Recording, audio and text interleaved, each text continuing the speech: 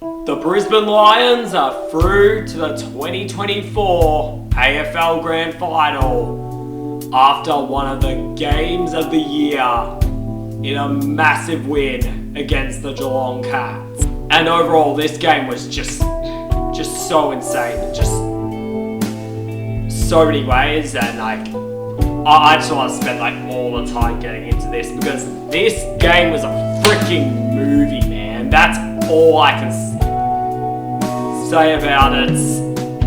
And yeah, from it, Brisbane are now into back-to-back AFL Grand Finals. And once again, it is a story about them being on thin ice, being 23 points down against this absolutely lethal, dominant Geelong outfit. Just deciding to go dance on it and start well and truly. Just privileging off it instead. Overall, heading into the first quarter, I thought both teams started the game a little bit sloppy and a little bit nervous. You could see the nervous energy coming in from both sides early on. Geelong, I think, dominated into forward 50 possessions, got the ball so much more, and were just a lot more craftier and smart whenever they got the ball early, and they were able to get into their inside 50 for their guys often, like Brad Close, Ollie Henry, and Jack Henry as well. But in very uncharacteristic Geelong fashion, they begin this game by leaving the door open.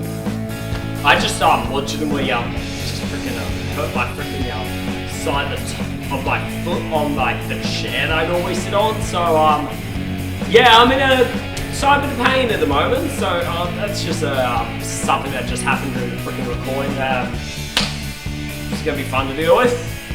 But yeah, anyway, back to the game. Overall, when Brisbane also had their opportunities in the first quarter to really break away and really put a score on early, but they just overall couldn't. And I felt like it was both teams had their opportunity to take this game and really take it by the mantle hold in that first quarter, but overall both really couldn't, and both ultimately struggled early, but ended up scoring some good goals late to overall help out and overall make it 6-point cat lead at quarter time. Then I felt in the second quarter, I don't know whether this was from a Chris Scott ordered directive or not, but I felt like this is where Geelong started to really wake up and really start putting their position in the context. The Geelong got to contested possession more, start winning contested ball. Reece Stanley started dominating in the midfield. Jeremy Cameron started taking high octane marks and high mark serious marks that made him just so hard to be able to ultimately deal with, and just made him such a threat. Tyson Stanley started kicking some goals, but more importantly, it just felt in the play-out game, it felt like whenever Geelong ultimately kicked for goal, and whenever Geelong ultimately went for goal, they made magic happen, and they also were just able to take shots from anywhere and seemingly get in.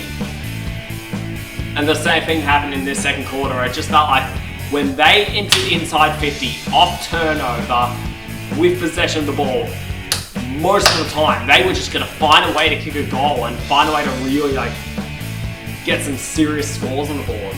Brad Coates was massive of it. For the second week in a row, Geelong kicked a goal of the year in the finals when Ollie Henry found Brian Myers that tap in, just insane goal.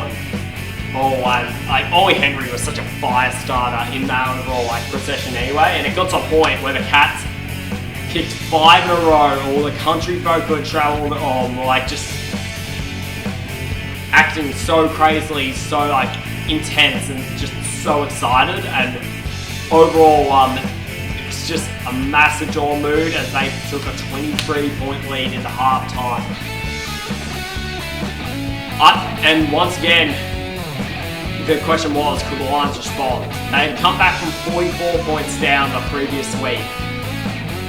So like, the question was of them, could they bring contested pressure? Could they just bring endless pressure? Could they start making Geelong worry in their mind about winning this contest? And I think Chris Fagan told them plain and simple. He told them once again what they had been doing all season up to that point. We're on thin ice. We might as well be. In the third quarter, the like signs that Brisbane were getting back into this game didn't come early. Geelong just kept their insane turnover game going, like their midfield possession was just insane. They were just almost soldiers, is how they were just statistically and just almost steadfast of marking the ball and just playing so insane whatever possession they ended up getting. I feel like there were, however, two crucial turning points in this game that, as with any good comeback, that allowed this score to just get really out of hand. What did look like a massive moment at the time, and what didn't look like a moment they would live to regret at the time, was Geelong was Ollie Dempsey, the rising star who had been so good for them all year, missing a wide open kick into possession at the beginning of the third quarter. This would have put the lead at 30 points and would have really made Brisbane worry about what was potentially about to happen. And we didn't think it was going to be like that massive a deal at time, but it ends up being massive. And also the injury concerns that both teams were like facing all throughout the game and struggling with throughout the game, which is absolutely massive. Oscar McInerney, Brisbane's ruckman who had just played so well all season, the numbers he gives their midfield and the possession he gives their midfield is just so important. And he's the kind of ruckman who would really make Brodie Grundy in particular struggle in the grand final. He popped his shoulder muscle out, and it's just one of the most brutal scenes you'll see, but he kept playing up a little like needle in, keep going. So that's something to remember in the second half. But Patrick Dangerfield, the Geelong captain, he ended up grabbing a Brisbane player and he slung them to the ground with 15 minutes to go in the third quarter, Geelong having a 31-point lead in the grand final. I don't need to tell you anything about past tribunal results this year to tell you that if they are being consistent, Patrick Dangerfield is missing a week and will miss the grand final if the Cats get in after that. And again, just another reminder about how overall important Dangerfield is to Geelong's midfield. Since round 16, they are clearly the number one team for points differential and clearance. Who came back in round 16? Patrick Dangerfield. And I think he's just been an overall massive figure for the Geelong players and someone who they've been wanting to really get around in big moments. And I think when he went down, they started to get really worried for some reason, and they started to seriously panic and start to be concerned oh shit, our captain might be out for the grand final. And I think Brisbane sensed that panic and they just grabbed it with contested possession. Whenever they got on a ball out of turnover after a Geelong mistake, and believe me, there was some really sloppy Geelong kicks out of nowhere. They were standing still for marks and letting Charlie Cameron kick in for goal, and they were just overall doing really uncharacteristic Geelong things in this third quarter. And I think it's because of the panic. They had frozen in place because of the panic of Patrick Dangerfield potentially missing a grand final. But injury concerns did not absolutely ruin the Brisbane Lions' ruined the Brisbane Lions' day. Because remember that little shoulder muscle that Oscar McInerney did? Yeah, that came out fully. He did it a second time and now he's out of the game. And he had contested to 200 straight hitouts for the Brisbane Lions all throughout this. And the injury concerns overall just didn't stop in general for Geelong as well as to come. Or with the overall Patrick Dangerfield's concern suspension, something very tragic happened right at the end of that quarter overall. As overall, Max Holmes, who missed the 2022 Grand Final because suspension, aggravated his hamstring at the end of that third quarter. And heading into the fourth, he tried to play it out. He tried to rush it out, but he was sent to the overall bench, and you could tell by his expression, by that just distraught expression on his face, that you could just tell he was going to miss the Grand Final and had Geelong made it. Because that wasn't an injury that was healing overall. So both teams were dealing with absolute struggles. Geelong might be without their captain, Brisbane without their starting ruckman, who is now being carted off the hospital we see on camera with 17 minutes to go. Oh, and both of them are facing legitimate questions before they face Sydney in a grand final. However, a spot on the in the grand final is on the line, and the last quarter is just an absolute arm wrestle and struggle to get that position in the game. Both teams have their opportunities. Both teams win midfield stoppages. Both teams just get what they want and are able to achieve midfield wins and forward wins in this half. The overall Brisbane is just a little bit classier and a little bit more calmer off the ball. And Kai Lohmann, someone who was built in throughout the season and was built in throughout all of Brisbane struggles, comes in, kicks the goal, and gives it to the Geelong fans in an incredible celebration to put Brisbane up. Their biggest lead of the game after Geelong's led for pretty much most of it. Brisbane kick another one then, and with 8 minutes to go, you start thinking from that point right now, oh, that Brisbane's got this. They're going to sail their way to the grand final. They've got too much momentum. But then they did what every single team that's blown a lead did throughout the whole damn season. They started playing, and overall, like, they're just playing like so slow, so conservative. And I say to my family, to my dad, as we are watching this game with my sister's boyfriend, I specifically say to them, if Brisbane keep playing like this, Geelong's going to win. Geelong is going to 100% win. And what happens?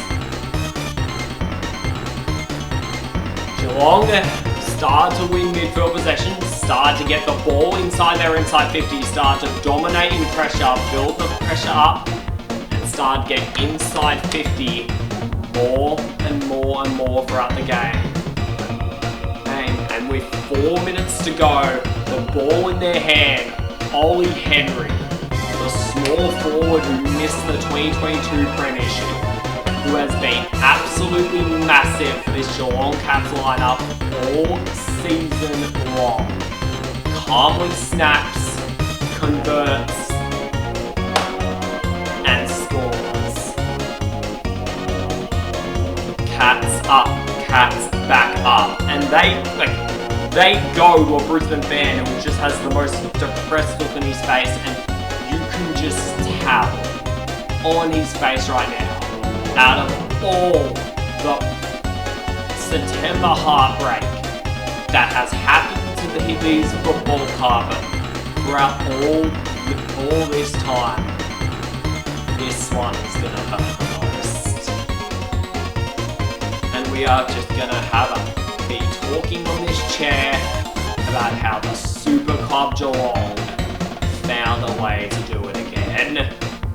But Brisbane, on thin ice, decided to not die one. They decided to They win the midfield possession, slice through that Cats midfield that has been a weakness all year. Lachie Neale calmly possesses one of the biggest possessions he has in his life. Gives it to Charlie Cameron, who has for so long failed to hold on to big marks on big strikes throughout his whole career. He comes down, holds the ball in his hands, gives it to Calamachi, who snaps and scores. Brisbane back up. And it seems that Brisbane learned a thing or two from Collingwood last year. As instead of being excited about that, they celebrated and said, go for one more. Much like how in the 2023 Grand Final, the drawn to go goal. After the drawn to go goal, Collingwood weren't satisfied with that and went for the steel side bomb. And the steel side bomb goal followed. Brisbane had to capitalize.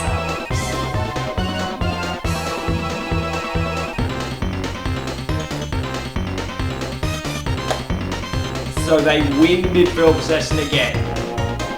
McInerney, finds it long. It's Danaher finds it long. Tristan's the midfield. Lachie Neale has just another insane and calmly navigates traffic and just gets the perfect handball off to Cam Rayner, who snaps truly again, and Brisbane ultimately go up by 2 goals. If you think this is game over, you haven't seen anything about this script and you don't know what could possibly happen.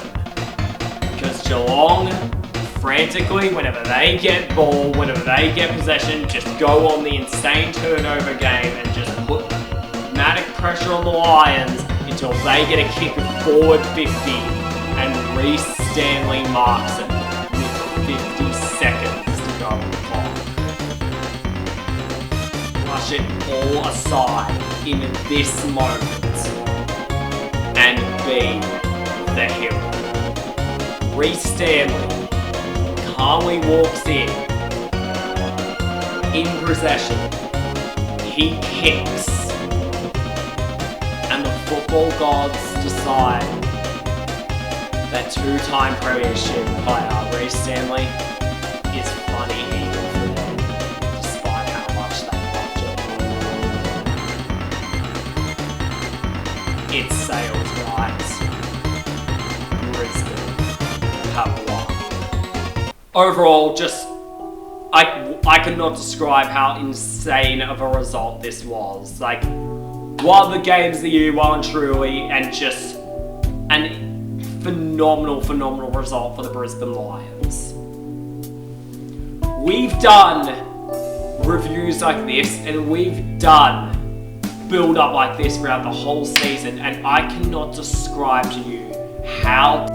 But yeah, overall, Brisbane's overall story this season and just tale this season is just all about just overcoming adversity and just overcoming all the shit in front of you and overcoming everything as a team, which is why I think it's just so special and such a meaningful overall grand final berth and grand final appearance that they have achieved this season.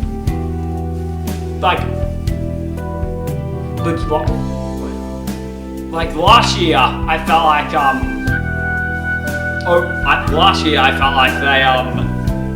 their road to the grand final was a little bit easier. They finished top 2. They had played 2 home finals, in which they won by 30 plus before losing to Collingwood in the grand final. But to start this year, they lost round 1 to Carlton at a place in the Gabba that they hadn't lost all year after having a 47-point lead. And that was just the start of all the adversity they had to go through. Just dealing with so many injuries, Kitty Coleman went out early, and just overall overall, like, they were put in a place where they just were losing early and were just struggling big time. Started 0-3 as well. Like, it was just legitimate struggles for them. But overall, I feel like in that moment,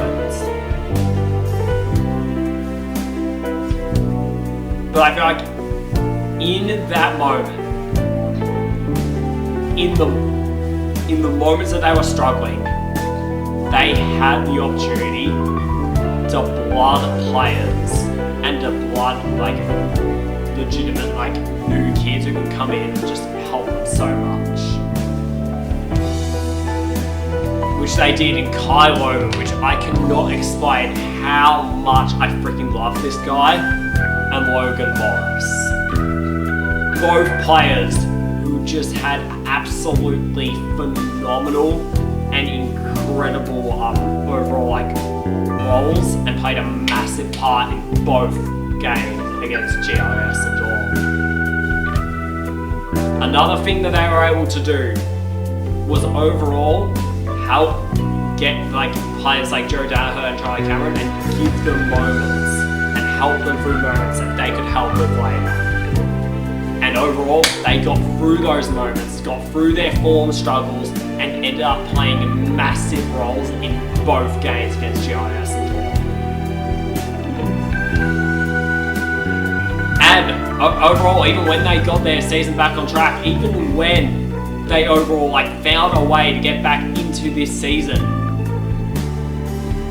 Brisbane, like it still looked like, and we talked about this in round 22 when it happened, it still looked like they had messed up, and it still looked like that they overall had their season ended by Collingwood in round 22 to like enter the be outside top 4. And everyone just said, you can't make the grand final outside top 4, got to win 2 home finals, 2 away finals. And they just said, alright, we've been through worse adversity, wrong thin ice, might as well dance. Went into GWS and the MCG against Geelong and beat both. And just all the players that they just came together in just the most insane way to overcome this adversity and to just overall just feel this moment in so many ways. It's just so massive for this football club. And overall, I think this is just a way more fulfilling and way more satisfying finals berth in 2023 because of the way they were able to do it. And overall, I think they're way more ready for this game than they were last year. Sydney are going to be one hell of an opponent to have to get through. But I think they're way more ready for this game than they were last year. If I were a Lions fan, I would be so proud of what they achieved. So yeah, just an absolutely massive and insane result for the Brisbane Lions, who are headed to the AFL Grand Final for the second year